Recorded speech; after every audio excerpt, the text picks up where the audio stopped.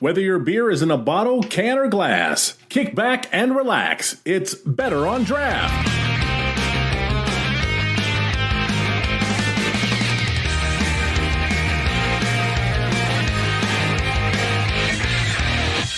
And welcome everybody to episode number something for sure, 319. My name is Ken. Thank you so much for joining us. I appreciate it.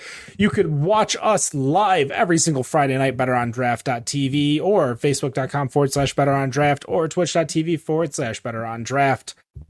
Let's go around and see what everybody is drinking tonight, starting with Dan. Dan, what do you got? So I was a little disappointed. I kegged my my go-to gulag Soviet Imperial Stout today, but while cleaning the keg, I killed my the last of my CO2 tank. Oh. So I got to go get that. Yeah, I got to go get that refilled. So instead, I'm drinking my other favorite beer, which is Putin's Imperial Porter. This is one I made a while ago, probably about 6.5%. Wendy, what do you got?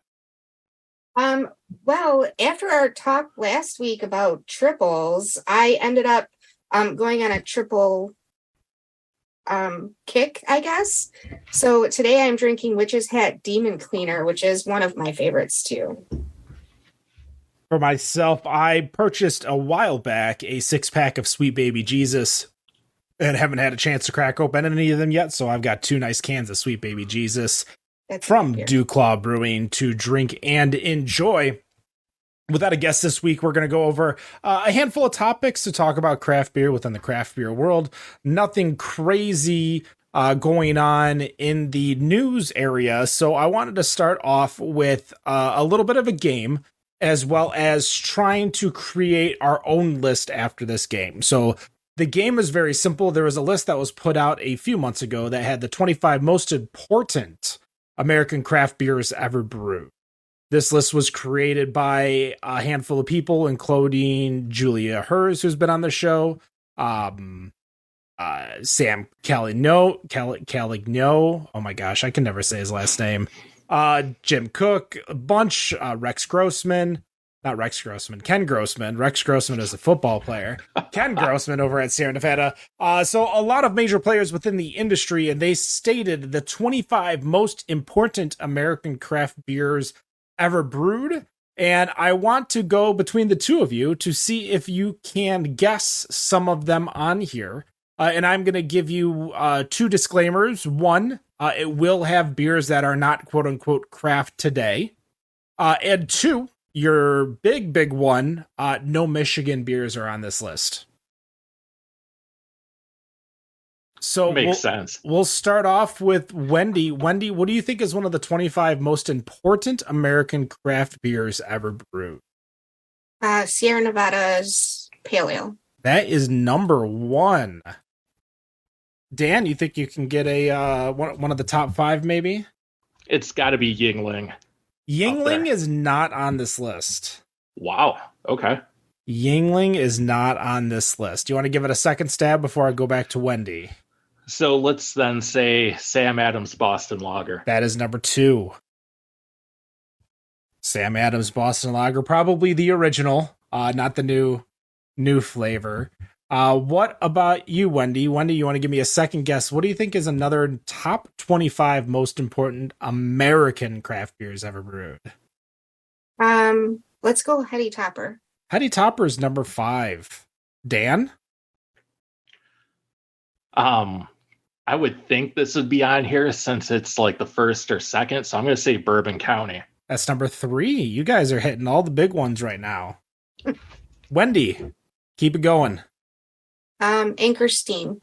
Anchor Steam is on there. I don't know what number it is because I don't have like the numbers in front of me. I think it's number 11. I don't know if this is numbered in numerical order or just like random put in there. It's not an alphabetical, that's for sure.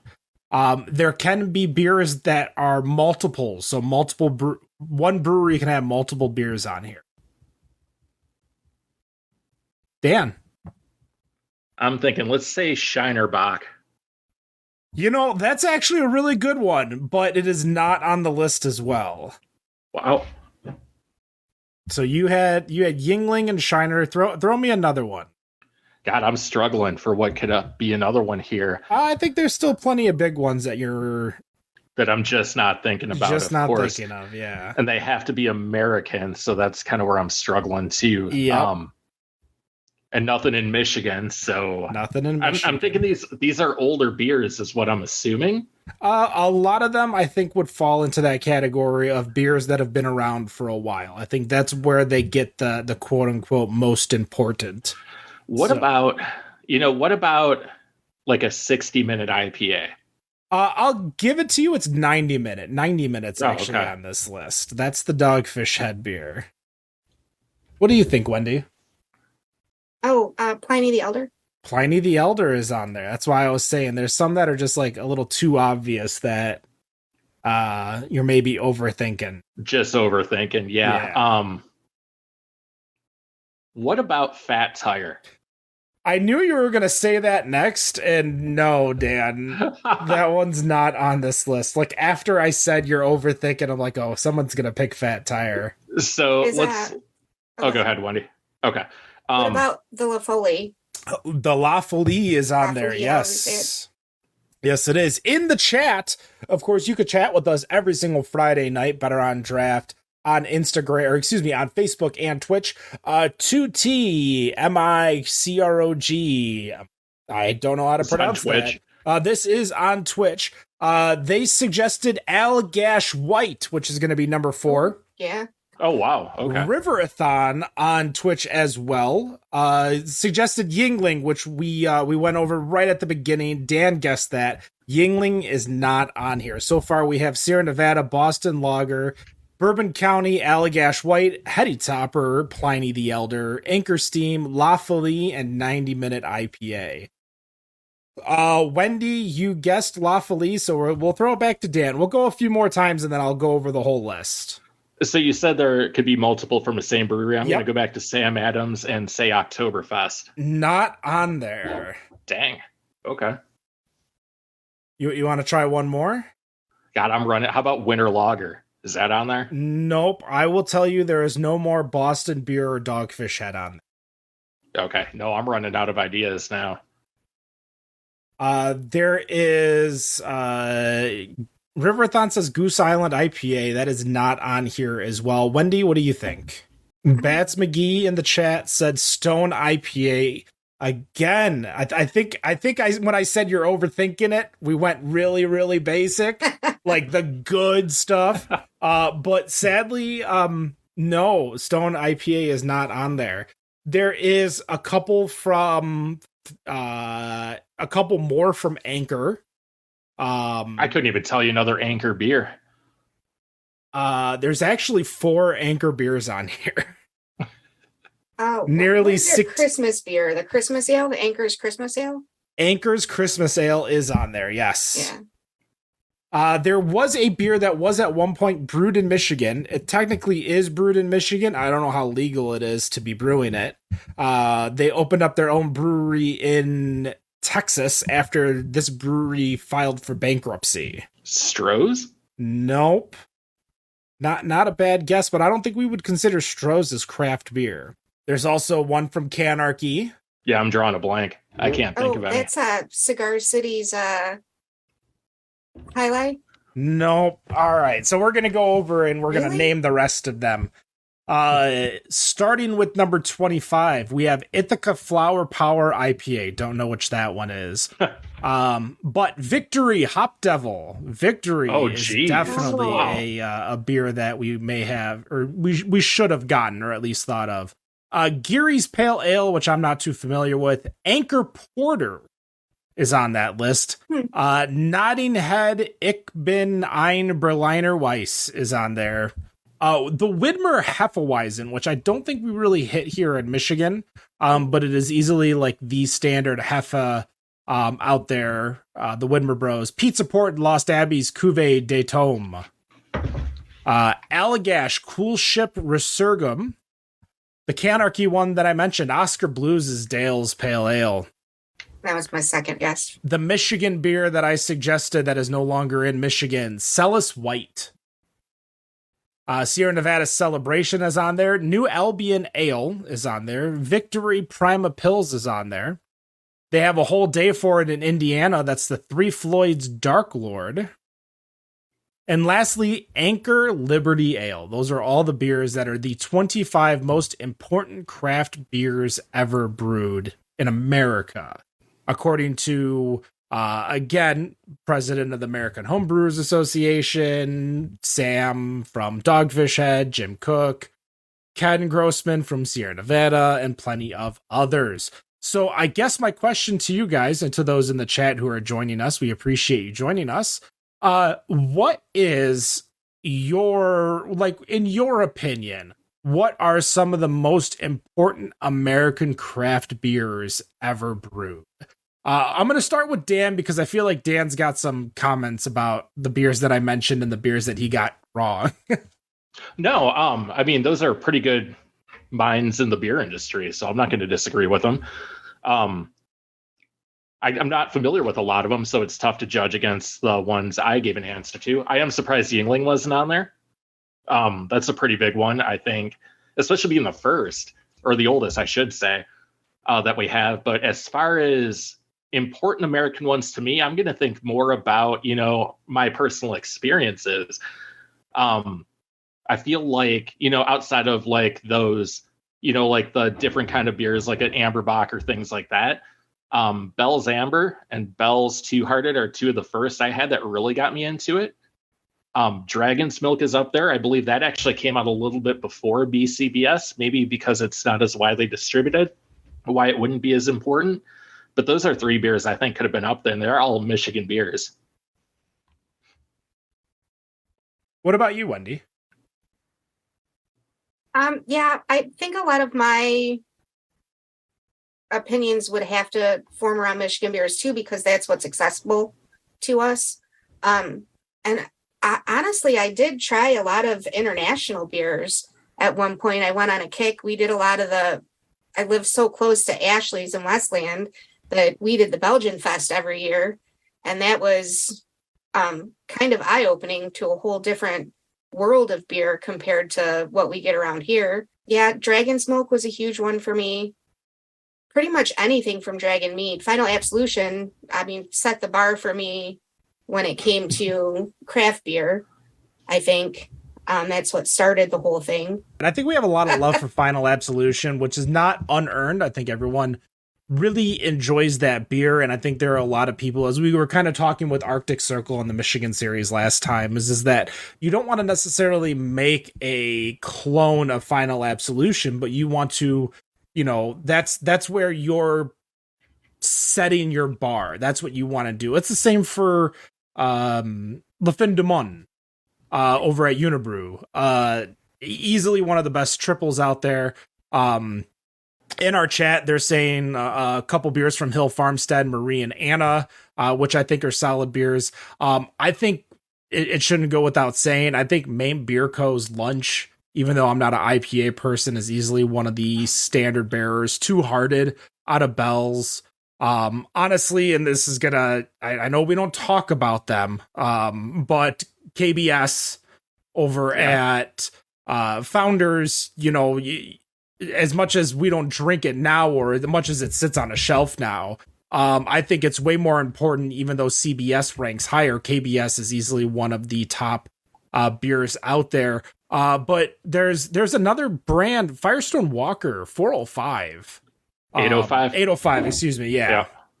I almost said 305, but that's that's Miami. Goose Island. Or is that? Oh, I thought no. 312. 312 is Goose Island. Yeah. So Firestone Walker actually crossed my mind. 805 is a beast, especially out this way. Everyone has it. Everyone sells it.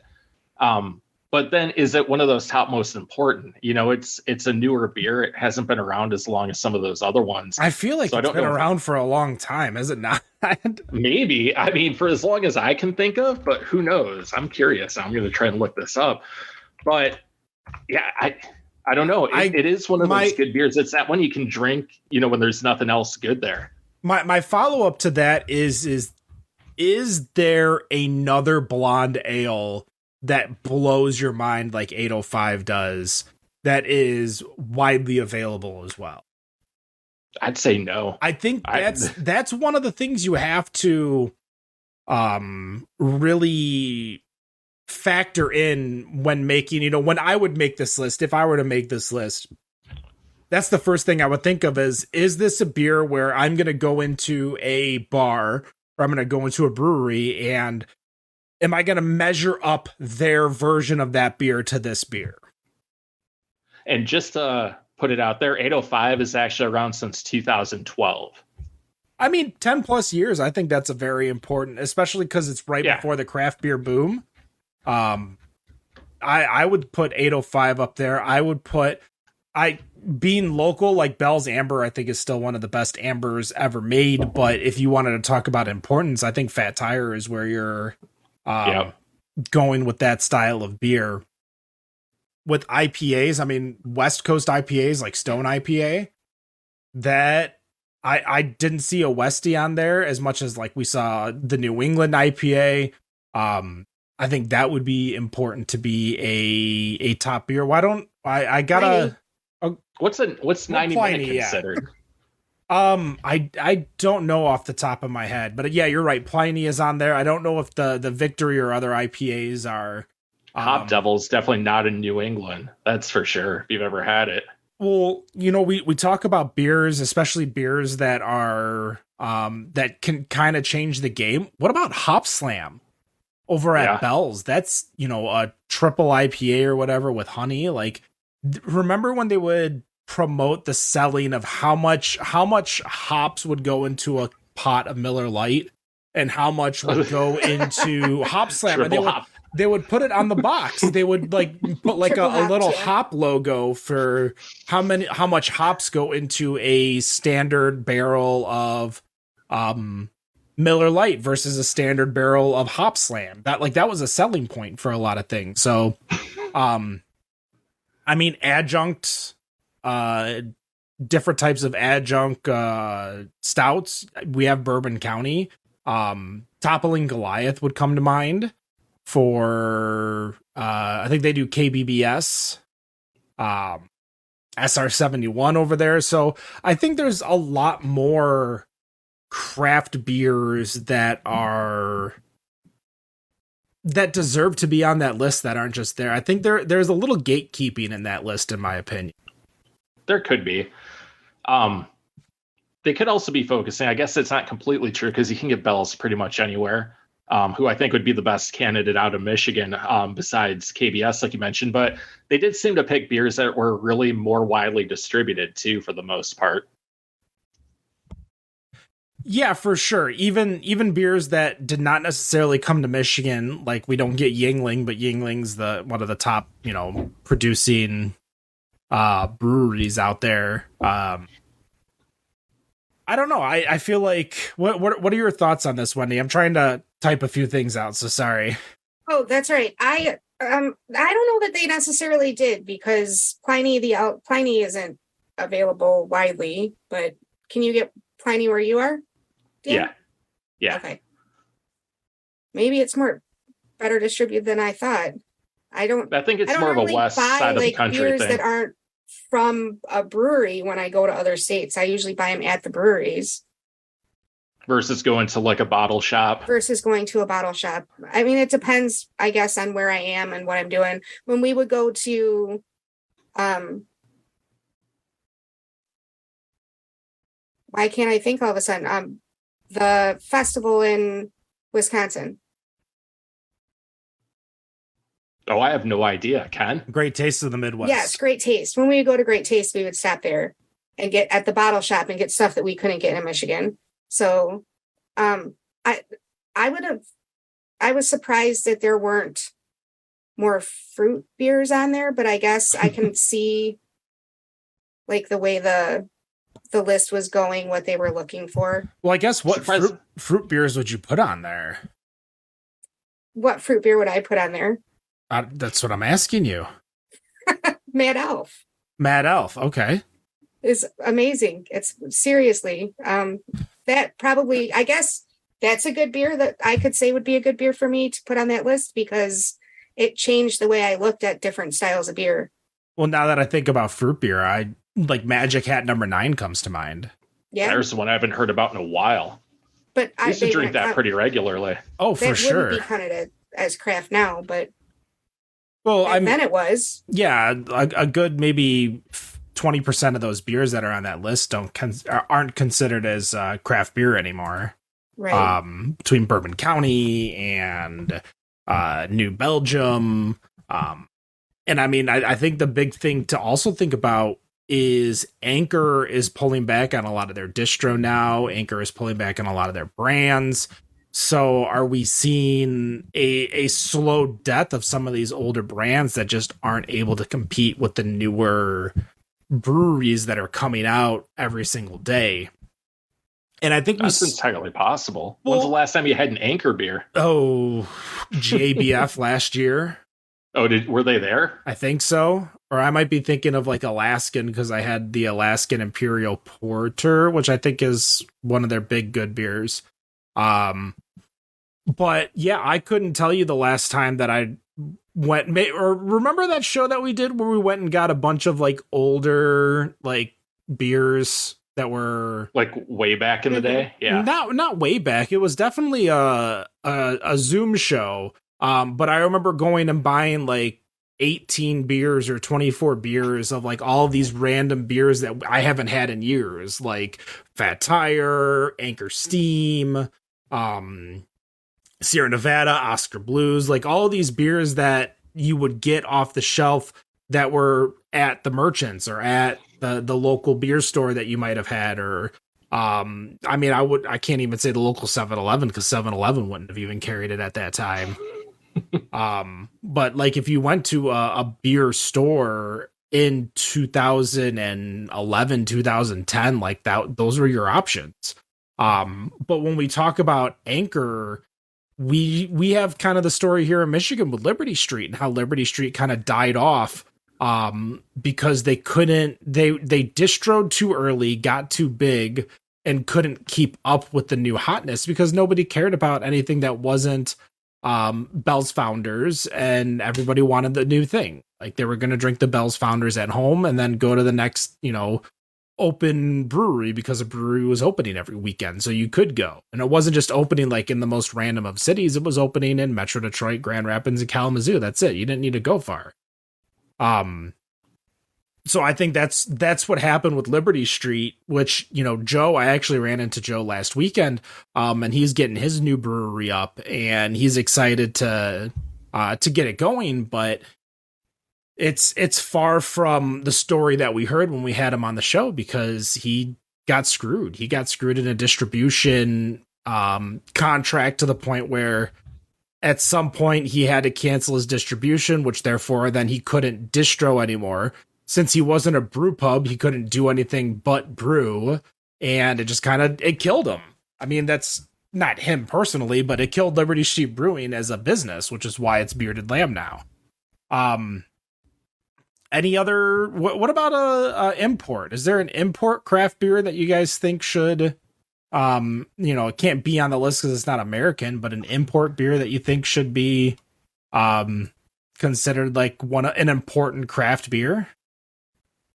Delirium. Hang on. Delirium Tremens. Delirium Tremens. The Pink Elephant.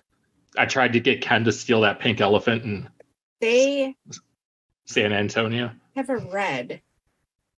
They do have a red. Delirium Nocturnum. Is that it? Or is it Delirium Red? What about you, Dan? As far as a important like international or imported beer, it's got to be Guinness. Like that's a standard bearer for a regular Irish stout. I feel like that's a cop out. Like there's got to be there's got to be something better. It's a great beer, but in the grand scheme of things, I mean Guinness is almost I would put Guinness on the same level as what Heineken and I know it's not fair. A lager or a pills, but it was so easily available here in the U.S. compared to another one. So here's another one, and this is more of a niche thing, but it did get a lot of people drinking ESBs when people don't drink ESBs or even know what they are, is the Iron Maiden beer Trooper out of Robinson's There in you England. go. Because I'll accept that answer. that, people are drinking ESB because of the band's, the band being behind it. But here they are drinking a beer no one ever picks up these days. So that was really cool to see. I think that's pretty important. Other than Delirium, what do you think, Wendy? Okay, so Delirium was not the one. Yes, Delirium Tremens was one of my favorites, but Rodenbach's Flanders Red was kind of my gateway into sours. That's very good. I think because each of us, we didn't really know each other when we turned of age, and got into the craft beer world. For me, obviously, I have a soft spot for Le Fin de Mon, as a Belgian triple coming in from Canada. But Smittix is another one that I think is a really, really solid beer. Very good beer. But here is the one that I feel like, as much as I love the brown, and Dan and I can attest to having this all the time, Leffe Blonde. Oh, yeah. Blonde. Oh, yeah. The Brune is amazing, but I think the Blonde did what 805 did after it came out. Like, I think the Blonde really introduced people to what a blonde ale is, how good a blonde ale could be, and really set a standard of how, when you went to Black Lotus, or you went to Dragon Mead, or you went somewhere that is trying to make that style of beer, how it should taste, or what flavors you should get out of it. There's an Omni Pollo beer I'm looking for too. I can't remember the name of it, so I'm looking through their website to find the can.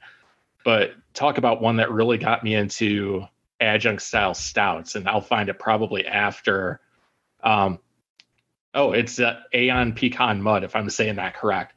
Amazing beer that really turned me on to things such as Woot Stout out of Stone. So I think that's another one that's up there as far as international beers go. In the chat, Cantillon and Duval. Oh yeah, Duval's really a solid beer. Cantillon, like, there's definitely an entry fee to get into the Cantillon club. I don't think a lot of people just kind of get it and drink it if you ain't going to, like, the Belgian Beer Festival. Not many people are really carrying it, let alone drinking it. Lindemann's Peche, started getting one of our chat people in Twitch into sours.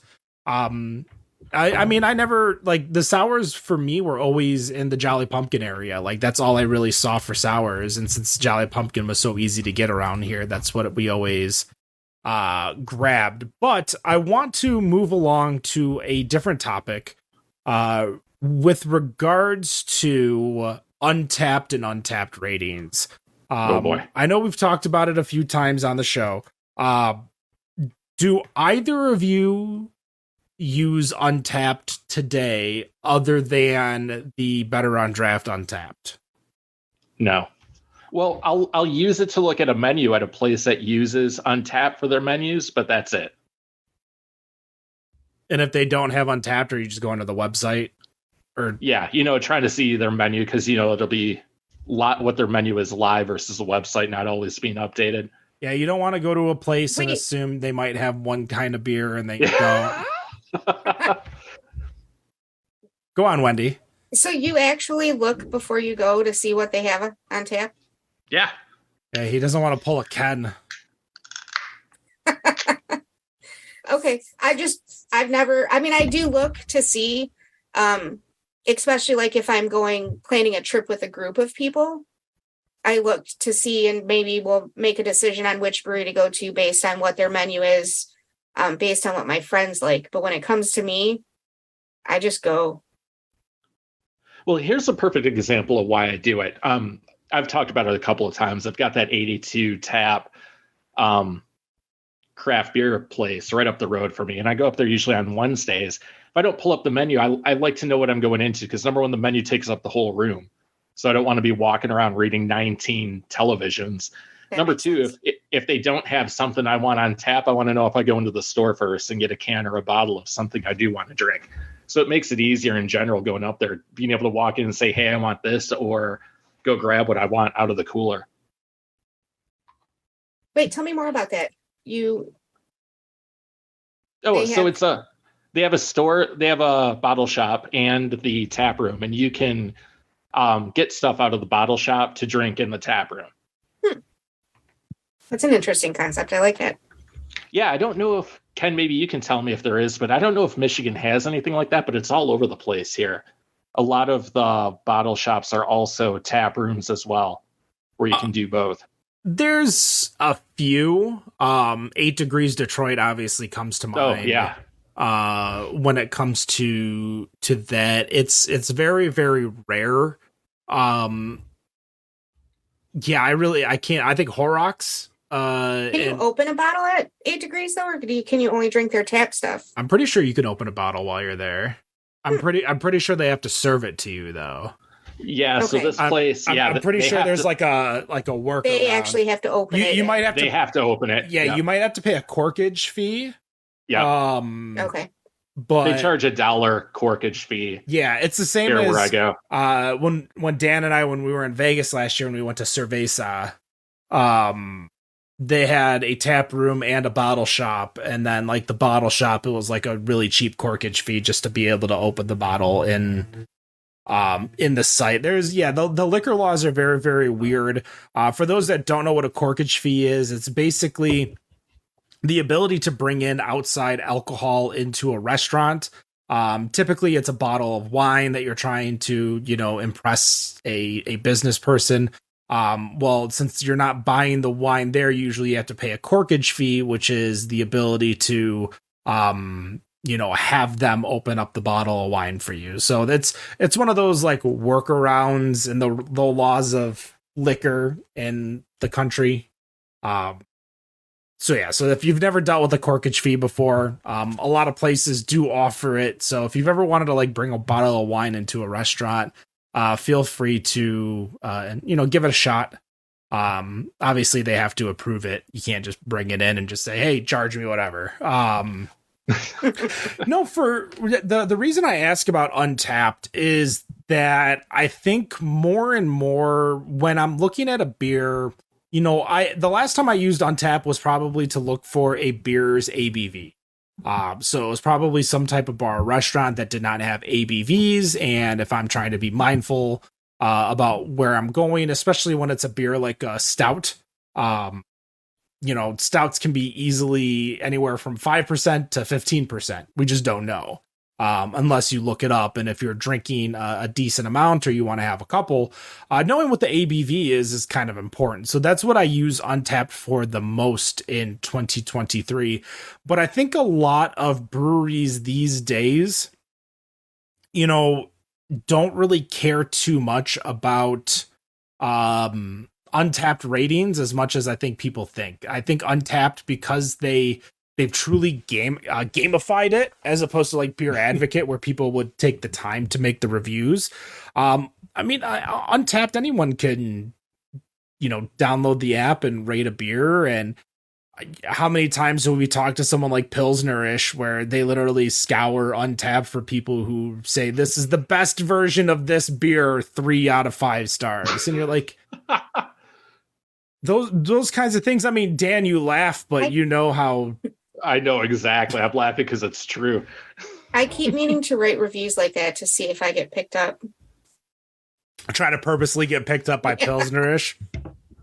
This beer's good, but I don't like lagers. 1 star. I forget to log into Untappd all the time. I forget to check stuff in. I'll write lists when I'm out places to check stuff in. I am not fast enough with the logging in to log in a flight and not talk to my friends. I mean, the whole reason that I'm there is to socialize, not spend all the time on my phone. Yeah. So I agree with that. Tend to get sidetracked doing it. Sometimes I'll forget until a few days later to log stuff in. I do use it to find what a style is sometimes of a beer. because It might just have like a random name, like, yeah, you know, It doesn't tell you. well, like I was at a bar the other day that they had all kinds of the names, but they didn't put anything about what type of beer it was, what the ABV oh, that's was, none the of that. worst. And Yeah. they got annoyed when I was asking questions about it. So after like the third beer, I said, "What is this?" I just started looking them up on Untappd on my own. Yeah, if your beer, even if it's like, especially if it's something like a pun on like a double IPA where you call it like Double Dragon or something like that, like you still need to tell me what it is, because if I see double, I'm gonna think double like a Belgian double. Like you have to put beer styles next to the beer style is more important than the name. Yeah, I can't. And them getting annoyed for you asking is even worse. Oh yeah, What are you doing? There was a few things about this particular place, but I was like, really? I literally said to him, "Well, if you would put the styles on the board, people wouldn't have to ask you so many questions." Yeah, I feel like it's almost one of those where so many people have probably asked them the same questions and they're getting sick of hearing it, yet in the same breath, nothing like. There's a reason why people keep asking you these questions. Right. And it wasn't even like it was in the menu. Like normally I would just go to the menu so I could look up and see whatever the description was that they put in there. Nothing.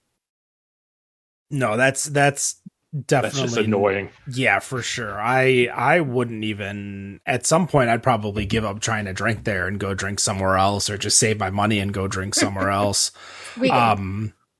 Yeah, you need to have at a bar. I don't think I've ever used Untappd, however, to look up a style, because I feel like I've always had to just ask or, Well, sometimes I don't want to bother them.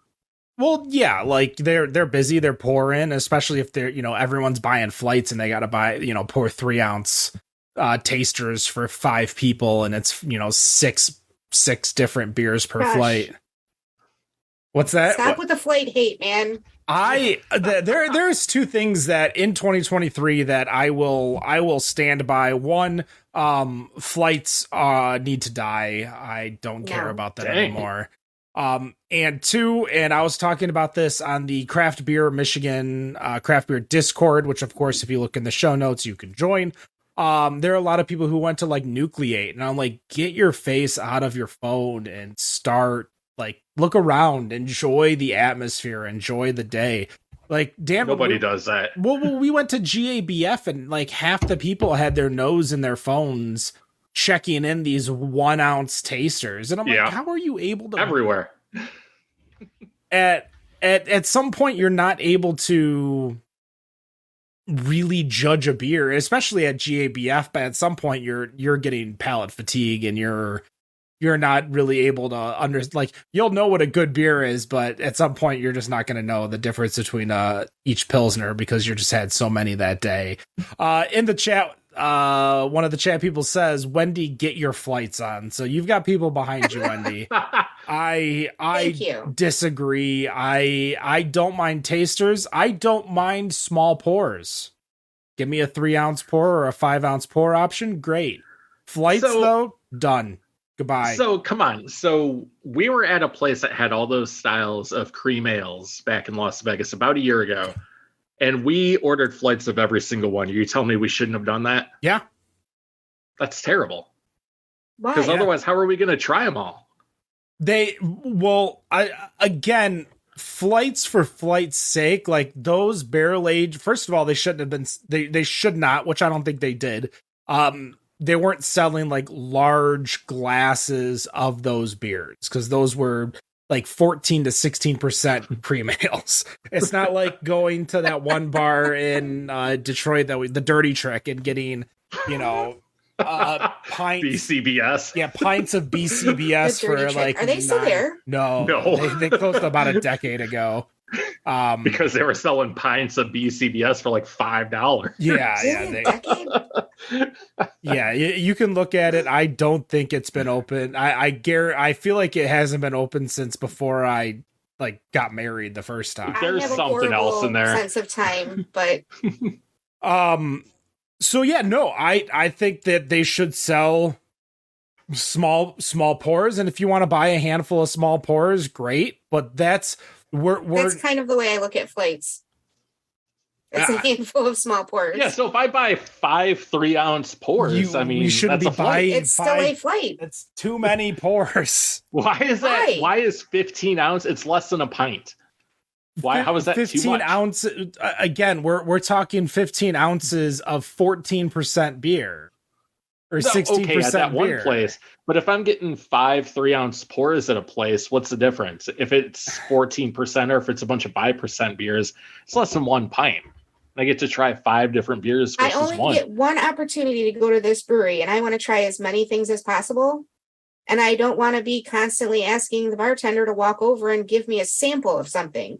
I want to pay for it. Well, I'm not saying take a sample of it all. I'm just saying that you just said. No. Like when I say sample, I'm talking like a half to a 1 ounce pour. Like these are, again, I think the ability of I'm watching the chat here on twitch.tv/BetterOnDraft. You can join us live Fridays as we're talking and yell at me apparently, or back up Wendy. It doesn't matter to me. I'll die on this hill. I just don't think we need flights anymore. I think flights are a done deal. I think you can go in and get a pint or 2 pints, or 2 glasses of beer and enjoy it. And so here's the thing. Most flights are a 3 to 5 ounce pour. Yep. Right. So you're saying they could sell a 3 ounce pour and that'd be cool. But I can't ask for 5 3-ounce of them. pours? No. Ken wants to get them one at a time. Well, I mean, that too. Yeah, you should be drinking them one at a time to enjoy them each individually. Hell yeah. I'll stand by it. I don't care. I think I look at it from the perspective of the server that has to like make all of these flight panels. And if you're going into like New North Center Brewing over in Northville, Michigan, who is probably going to hate me for dropping them during this part of the segment. But going in there and then like Wendy gets 5 beers and I get 5 beers and Dan gets 5 beers and Nick gets 5 beers and Rob gets 5 beers. Well, if you're doing it right, you're all getting 5 different beers so that you get to sample everything. Well, who does that? Like nobody does. I do. Everybody in my friends group does that. I feel what we're like getting in our flights. I feel like you're in the minority. I think everybody that I don't think that's true. Everybody that goes in and gets flights, everyone gets what they want and not like a plan of attack to try 20 different beers. We need to put this out on the social medias and see. Put it to a vote. You know what? I will. I'll throw it up on Insta. I'll put this on TikTok. I'll have to shorten it so it's a lot. So when you go in with your friends, you don't say, "Hey, what are you getting?" and get something different so that you can try both. I have never done that. Oh my god! Never. Are in 2 different beer worlds. I don't like what most other people like, so I don't want to try the 8th different IPA that this place has. They all taste the same.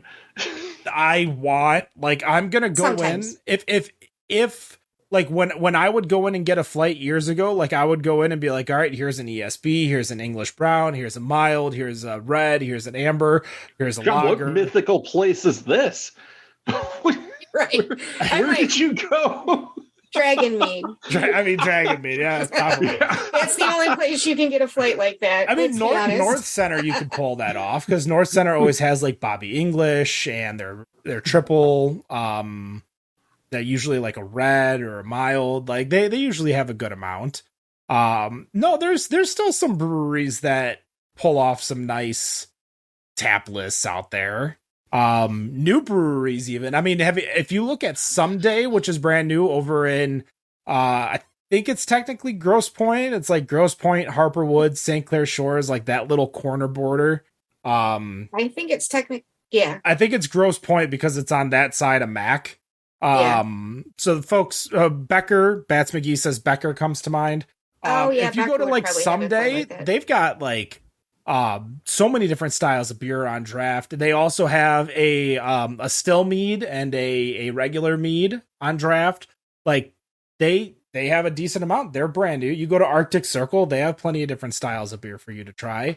I think a lot of it is maybe hype breweries that happen. But if you look at Ascension's tap list right now, like Ascension's tap list, you're going to go in there and you're going to see a wide variety of things, even though they do the fruit seltzers with their thick series, and they're going to do their Gorilla Juice. And there's a difference between a wide variety and a flight, like you just said. Well, you're not going to get the wide variety. When a flight like mine, like, sure, they might not have the ESB, the English mild, and like a brown and a red, but they're going to have a brown, a red, a triple, right, and a, they're still going to be in the family of what I'm looking for, knowing what I like. Again, Bats McGee says Brewery Becker comes to mind, which is another great brewery. Go to Eternity over there is another one. All of these, a lot of breweries, I feel like the Pull a Ken that we talked about earlier is a very rare thing, at least in the state of Michigan. Elsewhere, obviously, because you pull a Ken, you'll realize that it doesn't happen in other states. Wait, what's Pull a Ken? What am I missing? Go to a brewery and they have 7 IPAs and a lager. First of all, I got 4 bottles of not IPAs from that brewery right in my little mini fridge right over there. What's funny? I was about to bring it up when you were talking about this mythical, flight that you talked about. There's a new brewery that opened up in Tempe. I looked at their menu today. I was going to pop up there. It's literally 7 IPAs and a light stout. No lagers or pills or. That's not a stout. It's a coffee ale. What, a light stout? There's no such thing as a white stout. I think not light stout. Light, like Light. I thought you said white stout. I'm like, no, white stout. No, that's not a stout at all. That's a hill I'll die on. Yeah, I agree. Get that out of here. Whoever came up with that idea, get out of here. Call it a coffee ale. I think his implication of light stout is because it's not 18%. Possibly. Like a regular ass stout is a light stout in this a light stout modern age. Yes. Yeah, lights. Oh my gosh, that is a light stout. It truly is. When people tell me that's heavy, I still. Which one? Guinness. Oh, get out of here! Yeah, it's so heavy. No, it's not. We had drink a Guinness in like 3 seconds. We had a nice little vacation in the middle of nowhere, Illinois, off of one of the rivers that go through the state, and I bought a 12-pack of Guinness, a 6-pack of Guinness, and a 24-pack of Old Style. I went through that Guinness so fast. I was just like, what happened to all this beer? To drink. That's the thing, though. I agree. It's so easy to drink. And then, like, I started drinking the Old Style, and I'm getting, like, gassy and belchy. And I'm like, oh, I hate this feeling. Like, it might have been because I had, 14 Guinnesses before it. But yeah, it just goes if down you'd have poured so it in easy. A glass and gave it some head, there wouldn't have been as gassy. I mean, that's definitely true. It is a rarity when I pour a beer in a glass that isn't on draft from my kegerator. I mean, I got 2 cans right here, and I could easily have put them in a glass. We are 50 minutes into the show. I am going to open it up after this next topic. If you guys want to chat with something, we're not going to necessarily do the news today. But I have one more topic that I wanted to discuss. We talked about it on the TikTok. I had a whole series on the TikTok about a year and a half ago, which is about tipping. Everyone's favorite topic. Of course, you guys can give us a tip, buy us a coffee. If you go to Linktree on Better on Draft, link in the bio, you can buy us a coffee or a beer. Go for it. Give us a tip, 20% or higher. But talking about 20% of nothing. I mean, I guess that's true. 20% of nothing is still nothing. 20% or higher, just totally. I had a conversation about that today. Well, this actually got spawned. So one of our previous guests, Andrew Copland of Secret Hopper, also Craft Beer Professionals, somebody in the community talked about how upsetting it was to them to go to a restaurant. And when they were given the opportunity to tip, it was on the handhelds. So this was a customer where the point of sale was on a handheld in front of you. And their choices were 20, 25%, and 30%. There, of course, on these handhelds are the options to hit other tip, no tip, or those three options. For me, I'll start off by making a wide plea to everyone: bring cash for your tips, for the love of God. Cash tips are king when it comes to places, and I'll explain a little bit later. But does it involve circumventing the government? Yes and no. You know what? I'll just bring it up right now. So for those of you that don't know, when you do cash tips or credit card tips within the industry, two things happen. One, there might be a restaurant or bar that does what's called a tip clawback. And what that means is that the restaurant bar has the ability legally to take a percentage of a credit card tip to pay for the credit card fee on the credit card tip. So we're going to use really easy numbers here. But if I went to a place and it was a $50 tab and I tipped $10, if the credit card processing fee was 3%, the restaurant, bar, whatever, could take 3% of that credit card tip from the bartender. So that is a thing that can happen. So yes, Dan, circumventing, but also the fact that a lot of places do that or do that. So be mindful to always tip cash. Cash is usually always nicer, especially if a bartender has to then tip out someone else. Could be the busboy, could be the kitchen staff, could be the host. So that's why I say always tip in cash. So back to my original question. To you guys, how do you feel about tipping on a handheld device in front of the server, bartender, whatever?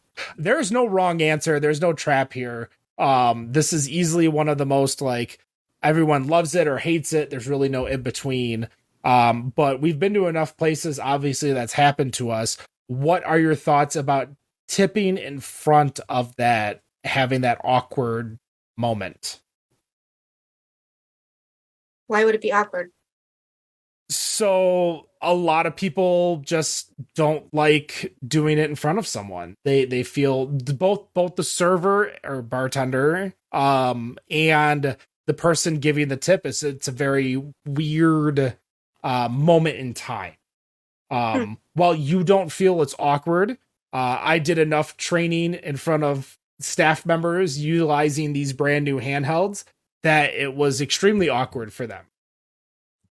Because they're just standing there. There's nothing to, right, really do or say while you're going in and putting a tip amount. You're filling out, are you putting in your phone number for a receipt or an email address? Are you signing up for rewards? Like there's a lot more than just hitting 20% and going like a cash register. When you're sitting at a table, it's a lot different. And they can't just leave they do, but they can't just leave the piece of hardware with you, the little computer screen tablet. So, Dan, what are your thoughts? I mean, you get out to a lot of breweries over there. I don't know if it's natural for that to occur right now. So it's pretty common. In fact, it's a law. If you're anywhere in the European Union, they have to process your credit card in front of you. So the Canada whole tablet too. thing.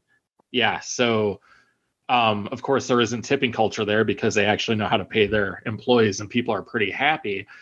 No, it doesn't bother me. I don't know why it would bother anyone. I have no issue taking that. What do you mean change? Because it's different. It's people different. fear change. Yeah, I see what you mean. There shouldn't be any issue at all. You do everything else on your phone anyways. What's the difference with someone handing you a handheld? I bring it up from time to time. I go to a lot of hockey games here. When you pay for a drink with a credit card, they're literally handing you one of those devices to do everything. you know, and they don't care what you put on there. They're just like, here you go. They have like 5 of them lined up so they can serve everyone. Like, I don't know why that bothers anyone. I mean, it really shouldn't. I think because you're just standing there watching them. I get that on the server side, but I haven't had anyone stare at me. Have you guys had servers stare at you to see what you're doing with that? Yes, 100%. I don't know. Maybe I just haven't noticed, but that might be one thing, but I think there's also I don't want to say like there is a career difference between me and kind of everyone else because I worked on that side of the industry. I worked in the restaurant tech industry. So a lot of people had those concerns, and you can easily, like, if they were trained properly, I would always tell people, hey, shoot the shit with them. You know, as they're filling it out, take their mind off of everything that they're doing when they're filling it out, because filling it out is second nature. Filling out a receipt is second nature. So hey, how did you like the beer? What did you like? Oh, you like this beer? You should try this next time. Like, these are the things that I would train on them. So it sounds like, Dan, you ran into a lot of servers who were trained properly.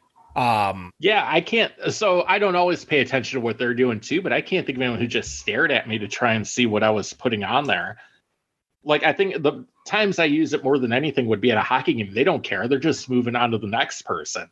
Yeah, they're not sort of like staring at what tip you're doing. When you're doing like that kind of sales and you're just pushing through a line, like, I don't think they're busy trying to call off the person behind you to be like, what do you want? So they can start serving them while you're still filling out. But you are right, as we continue. And maybe, Dan, you could give me a little bit of insight, because you did used to work in credit card processing. Weren't we going towards not being able to hold credit cards, remove credit cards from the line of sight? Not when I was in it. Okay. So you were in it longer than I was. I got out in 2016. And that still wasn't a thing. Okay, we were passing by when we were getting in. I was getting in and you were getting out. Yeah, so I learned about all the whole, you had to do it in front of going to Europe, the middle of that decade, where here, you've run into an experience. We were actually talking about that kind of thing we were attending before, where you had like your credit card number taken. And it's just... You know exactly what I'm talking about. I'll tell the story to everyone real quick. It is the funniest story ever, just because it's with credit cards. Obviously, there's a reason why there's insurance, but I ordered 2 PBRs, I think, and a pitcher of PBR. No, it was bottles, because they opened up the bottles and brought it to me, and she brought me like Miller Lite. And I'm like, I ordered PBR. And as she left, I turned to Dan and I just said, my credit card's getting stolen tonight. Yeah. And sure enough, I sent him 2 days later, like, a copy of my statement. And it was like $55 ordered at Kentucky Fried Chicken. And I'm a big boy. But 1, I don't eat KFC. And 2, not that much either. So yeah,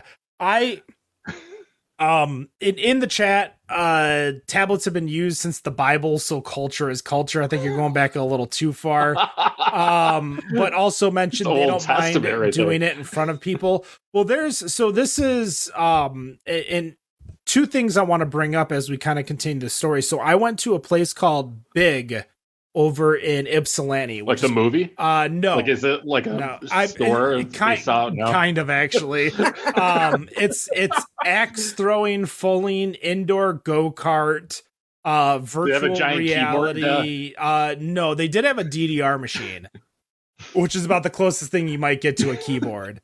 The adult... Did you give that a whirl? I did not this time. I used to love playing DDR. I know. Your DDR days in the past. Part of me was like thinking about it, but there were kids there, and to be honest, like, usually when there's kids there, then they want to hop on and play, and I'm like, I just paid all those credits for this game, and you're gonna take over my game? No, thank you. So I went there, and first, no cash. They did not accept any cash at this place. And I'm like, damn, that's like, I was, so I ran my credit card. She grabbed it, ran it on the machine, brought it back to me. Didn't really leave my site. And then I'm like, do I get a receipt? How do I tip you? Like, And she's like, oh, we don't do tips here.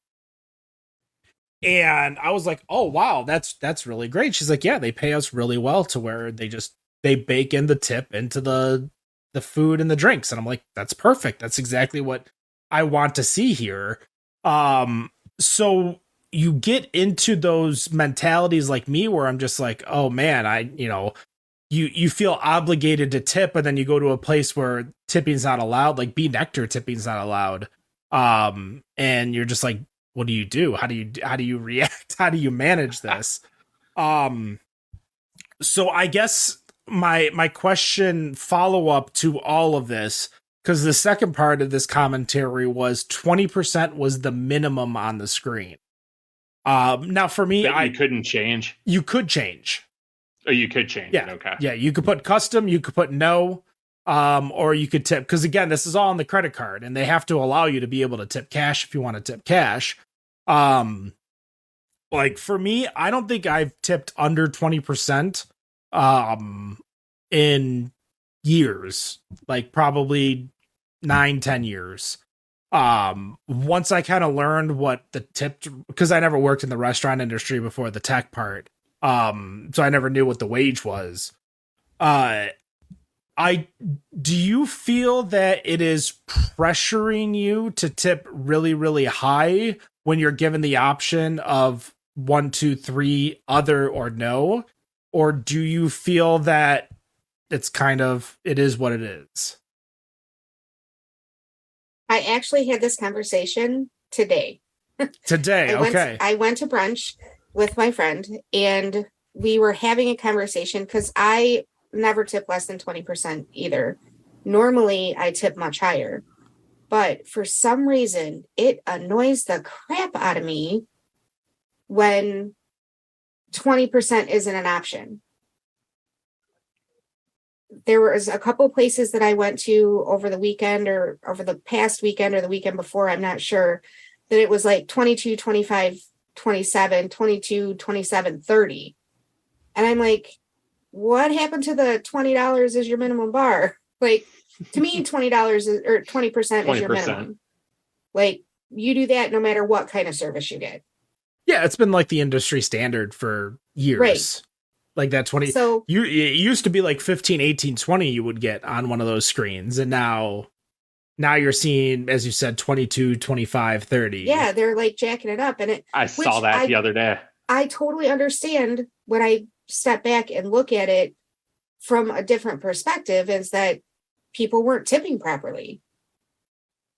So they had to put that up there. Or maybe people like me, who I tend to overtip, or I tip higher, were frustrated because they didn't have those options available. I mean, I do the math, and sometimes I do the math. Usually I tip just a larger amount. So I've always been for me, it's always been over 20, because it's always been 20% then to the next dollar. And it's always been on the taxed amount. So yes, I'll tip on tax, because a lot of people want to know what the tip, price before taxes, to save those extra pennies.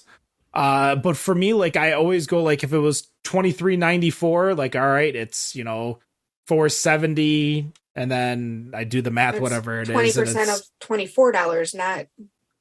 Yeah, $4.80, I guess. Right. Apparently I'm not as good as mental math as I thought I was. But I would do $4.80 and then just to the next dollar, just so it was always a flat number.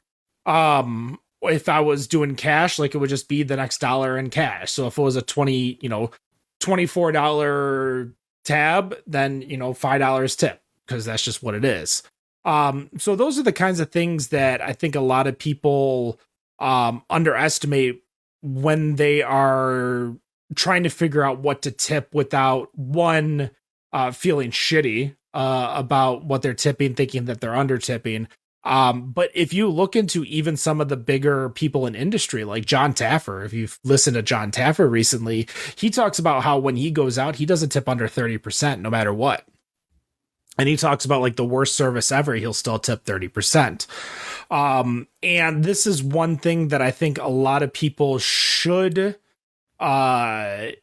continue to do, not 30%, still tip even if you have bad service. But I think if you have bad service, just like we would if we had bad beer, we would contact the owner, contact the brewer directly. Email, not a social media post blast, but just a simple email saying, hey, I had a really bad service at this place. Because if you tip someone poorly as to send them a sign, you didn't send them a sign. They just think you're an asshole.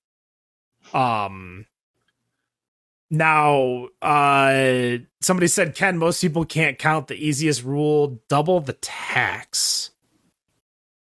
See, I've always heard double the front number of the total to get the 20%. Yeah, so that's always the simple math, because 10, move the decimal, double the amount, carry the Your 4. tax is only 6% though. Yeah, that's I don't know if that's the again, that's 6% here in Michigan. Right. Might be different in another state. Oh, that's true. I can't think of too many states where you're at like 10% for sales tax, so that's not really a thing. I don't think there might be alcohol tax. Oh, that's fair too. I want to take this on a quick tangent though, because this actually popped into my mind talking about this.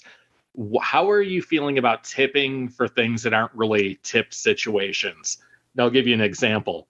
The beer store I was just talking about earlier. Go into the beer store, you grab, can of, I've got some Mother Earth milk truck latte stout, grab 2 cans and they ring it up. They just scan the cans. The POS is asking for a tip.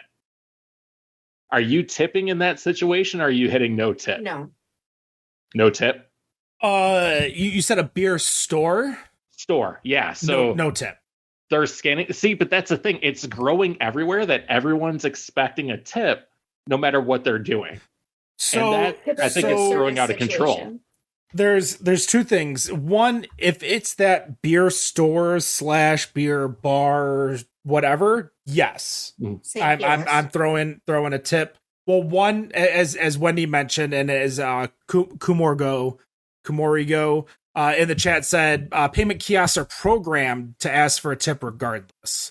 But when it is a place that is doubles as a restaurant, doubles as a bar, I might throw $1 on there per bottle, or $1 per 6-pack or something like that. Even if it's the owner ringing you up? Yeah. That's crazy. Oh, yeah. Okay. Yeah. If it's... We don't know. Well, yeah, like, one, unless it's Tim at 8 degrees or Jackets at Tuna, I probably don't know who the owner is of the store. No, what I was going to say there. So I work in an industry that is tip based because it's a service industry with face painting. The owner of the company, when she is face painting, is paid as a painter. It's not a salary that she gets. So we don't know how what their structure is for payment. They're still providing you a service. So you should still be tipping them the same way you would if you were getting a tattoo. So that's different. Face painting and tattoos are different. Scanning a can on the POS and putting it in a bag for me isn't really That's not service. So I agree with that. That's not service. Yeah, what you're talking about is way different. So yeah, you're taking your time and your artistic ability to do that. Anyone can scan a can and put it in a bag in about 5 seconds. Yeah, I think each of those situations has its own rules that you can come up with. I don't think there is a tried and true rule for all of them.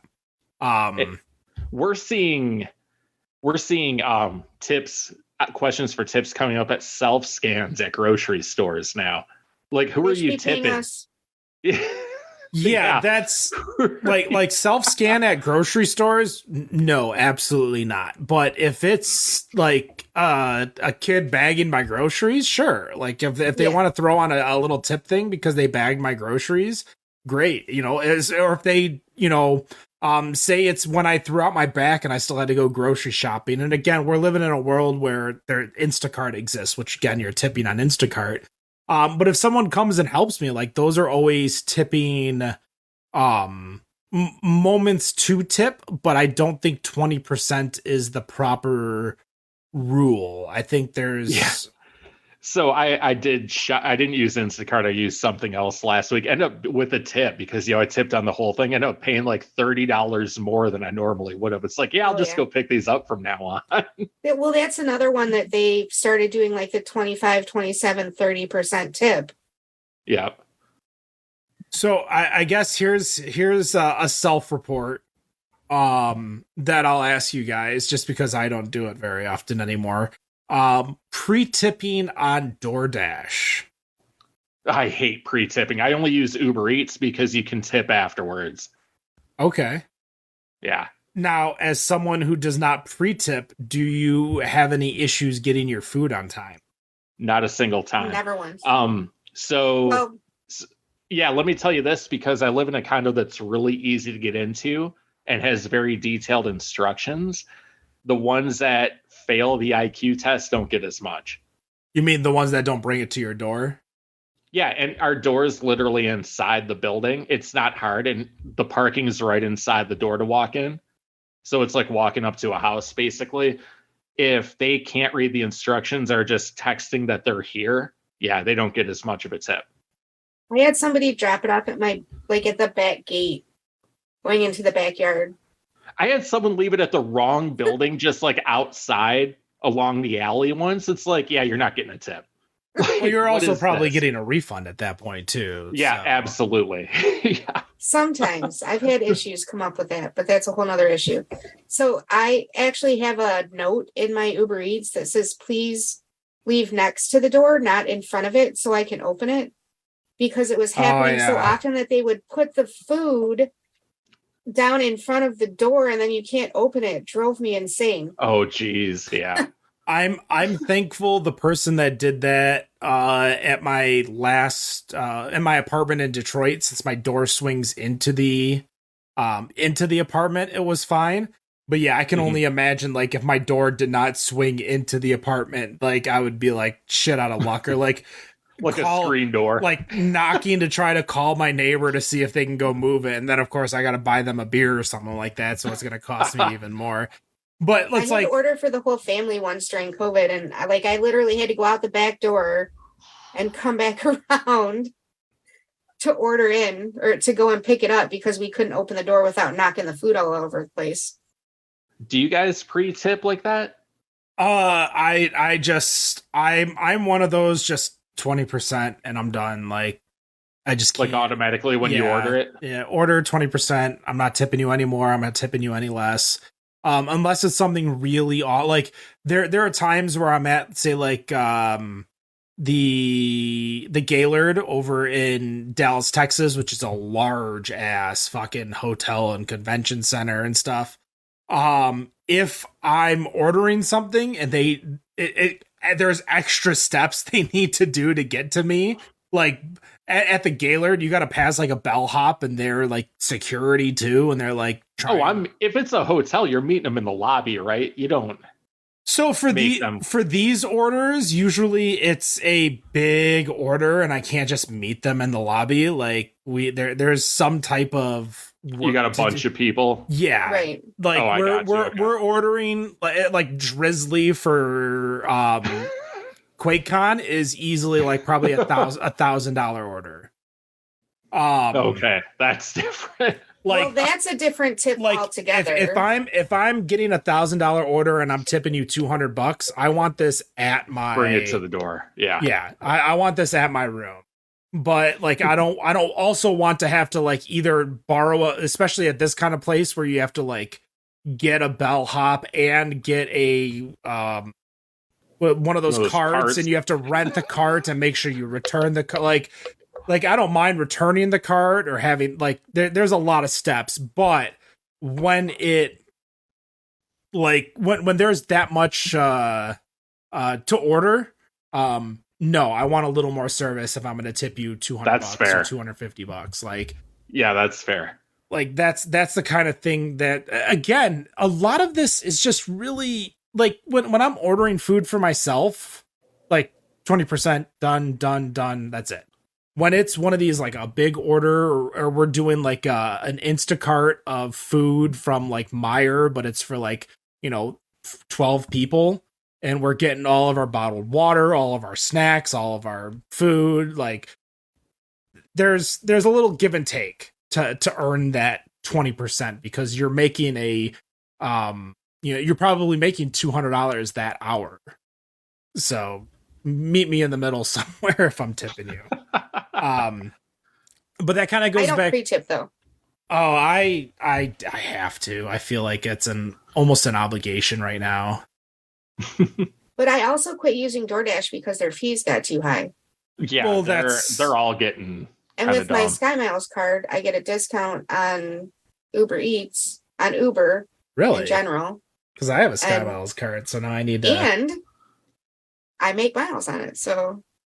Just like if you use Lyft and put your Sky Miles number in, you get miles for that too. I did know that because Yes. for some reason, Lyft is big in Boston compared to other cities. So I always used Lyft when I was in Boston. In the chat, of course, you can join us live Fridays at 7:15 p.m. Eastern is when we are twitch.tv/BetterOnDraft or Facebook.com/BetterOnDraft. I'm actually sorry if anybody was chatting in Facebook. I did not notice it. I was kind of just checking on Twitch. We got a lot of people chatting in Twitch tonight, which makes me very, very happy. We hope you join us next week. Somebody asked me, was it batch or dragon meat? I don't know what that was for, so this was a little bit ago. Were we talking about Final Lab Solution? It might have been, but it's in the middle of like the tips and the Instacart and all that. So maybe it was like bottles to go. I don't know what the comment was. I'm sorry. But feel free to come join us in the chat.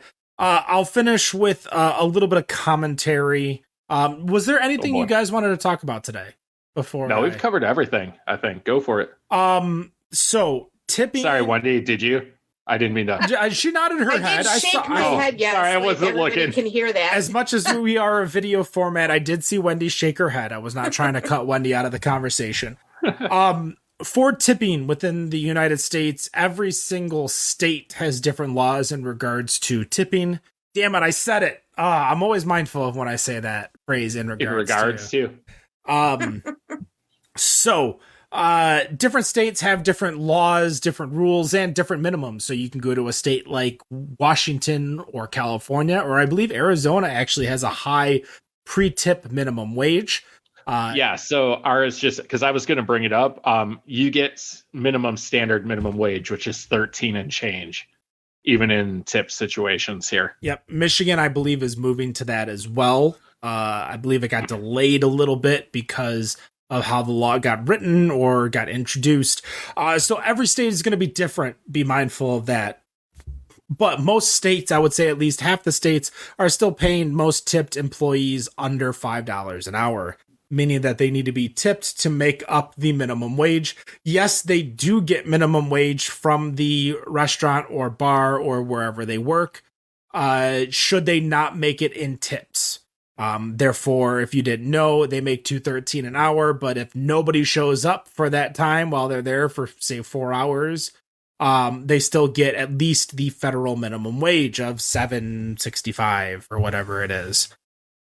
Number 2, wait staff still may have to tip out to different people within the restaurant bar itself. So, for example, if you went to a restaurant or you say you went to Three Nick's Scoreboard and you sat down at the table and you ordered a beer and the bartender poured that beer or made that drink, that server may still have to tip out to the bartender a portion of alcohol sales, meaning that if you do not tip on that beer, you might actually get that server may have to pay to have served you. So that is important to know that you should always tip no matter what. And I'll say this on top of that. You should always tip because if you got paid based on how you're feeling each day of the week and you got paid less because you felt shitty at work one day, apparently the service industry is the only place that exists. I'm not telling you that you have to accept the bartender being a bastard to you. But that's what social media and email, I should say, email is for. Contact, call the fucking manager. You don't need to blast Call the manager him. first. You don't even need Before to you call go to the social manager media. while you're there. You just need to literally call the manager and say, you know, hey, I think your server's having a bad day. Something's going on. If the food takes a long time to go, that's still not the server's fault. Talk to a manager and talk to them. If somebody comps you food, tip on the pre-comped payment. If you get paid, goddamn, Dan, when we went to Roke and we got comped $200 Everything. worth of food and drinks, I'm pretty sure we tipped him based on that whole thing. we tipped him the bill. We literally said, here's the bill was one, and like we figured out what the bill was and we all pitched in what we would have paid and we paid that as a tip. If somebody comps you a meal, you still got a tip on that comped food. You should tip on pre-discounted food. You should tip on these things should not affect how you tip more or less. If a server is giving you attitude, talk to the manager. Don't tip less. Again, if you tip less, they're going to think you're an asshole. Nothing's going to change for them. I promise you. I promise you. They're just going to think you're a shitty tipper, and then they're going to give you shitty service the next time on purpose. And if you don't have enough to tip, you don't have enough to go out. I agree with Wendy on that one too. Lastly, as I mentioned earlier, tip cash. Always tip cash when you can. If you tip credit card, doesn't hurt to always tip a few extra, 20, 30, 50 cents, a few extra percentages in case they do clawbacks. It's not your job to know, but it is your job to make sure that they get paid. And until we as Americans, we are Americans as much as we are Michigan, Arizona. As long as this is the current way, and again, we're talking restaurants, bars, breweries. We could talk about other things like, other places that you might tip, like Instacart and stuff. We're talking just restaurants in the service. You should always tip at least 20%. Again, worst service, slow food, tip 20%, deal with the business as you would any other business after the fact. Because that's the thing, is if you don't tip 20%, or if you don't tip and you don't tell them, then they're not going to know. It's not going to change. Exactly. But again, social media, not the place to tell them. Email, contact. It's like Facebook Messenger, fine. Facebook post, not fine. I think that's it. Now, if they don't respond, then I would say social media is acceptable. You could still be like, hey, I tried emailing you, please contact me. You can make a post that doesn't, call them out for their bullshit. Because again, I understand places deserve to be called out for their bullshit. But as a consumer, you need to at least do your part to meet them halfway through. Kind of like I do with the person delivering me food. Meet them halfway and work with them, not against them. Because again, if we all got paid based on how we worked that day, I would not be making the money I make. Dan, you're commissioned, so it's probably true for you. But for everyone else in this world, be mindful, be careful, be understanding, be compassionate. Make your tips, drink your beers, enjoy your time. Don't buy flights. And no matter what you think of your beer, we think it's Buy lots of flights. Yes. better on draft. Have a good night. Cheers.